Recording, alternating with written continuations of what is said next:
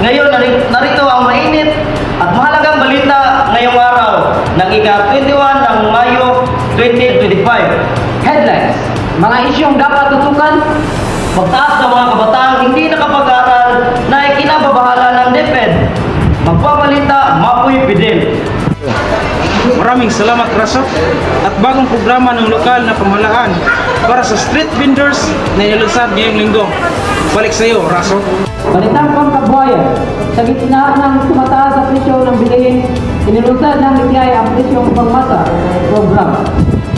Layunin nito ang magtakda ng price ceiling sa mga produktong gaya ng bigas, itlog at sardinas. Magbabalita, Earl Monforte. Earl, pasok! Salamat, Razo. Ayon sa mga tindera sa palengke ng Quezon City, malaki ang tulong ito sa mga mamimiling kapos sa kita. Kahit paano nakakaraos na kami at di na gaano mahirap ang mga bilihin. Ani Aling Susan, tindera ng gulay. Balik sa iyo, Razo.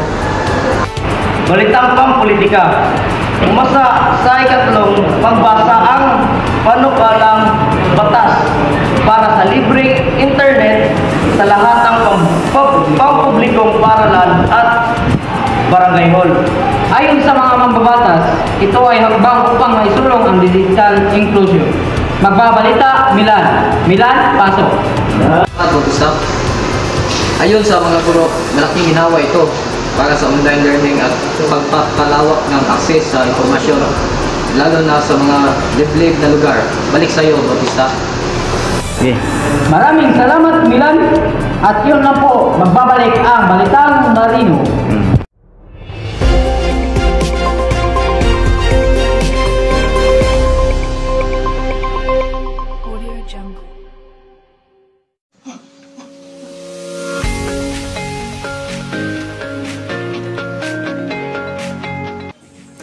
Feeling pagod after mag-exercise?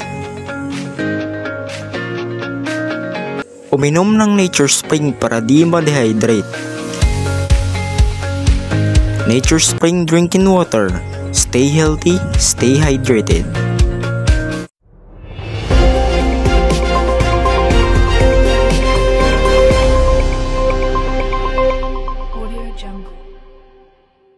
Babalik ang Balitang Marino. Balitang pampalakasan. Inspirasyon ng dala ng isang batang atleta na may kapansanang matapos siyang manalo sa National Game Sailing Competition. Si Fidel Mapoy, 14 na taong gulang na may pilyo, ay nabuwi ng gintong medalya sa 100 meter freestyle. Nagbabalita, Tumabini. Tumabini, pasok. Maraming salamat, Bautista. Ayon sa kanyang coach, hindi hadlang ang kapansanan sa pangarap. Si Mapoy ay isa sa mga pambato ng bansa sa susunod na ASEAN Games. Balik sa iyo, Bautista. Salamat, Tumabini. At dito naman tayo sa Balitang Panahon. Ating alamin ang lagay ng panahon ngayong araw.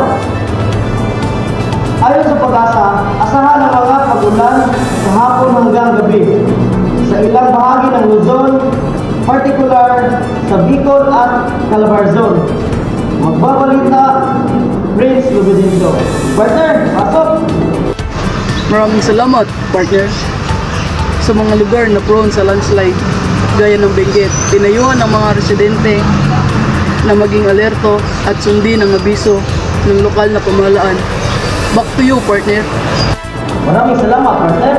At dito naman tayo sa Balitang Pangkalusugan.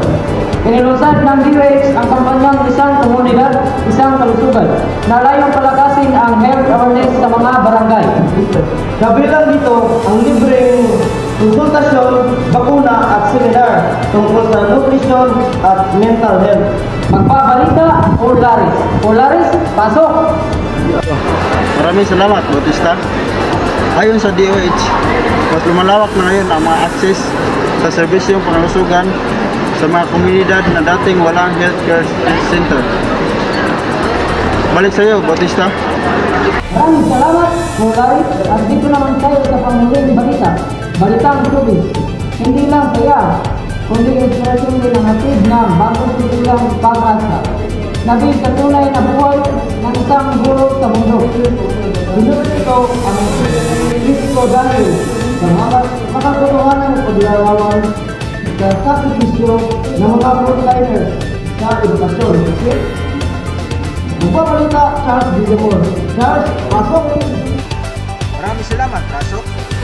Ayon sa actress na gumaganap bilang guro, ang pelikulang ito ay para sa lahat ng bayaning guro na tahimik na naglilingkod sa malalayong lugar. Balik sa'yo, Pasok. Maraming salamat sa iyo, Charles Villamor. At yan po ang kabuuan ng mga balitang makabuluhan dapat nating malaman at pagnilayan. Ako po si Diran Bautista. At ako naman po si Jaraso. Hanggang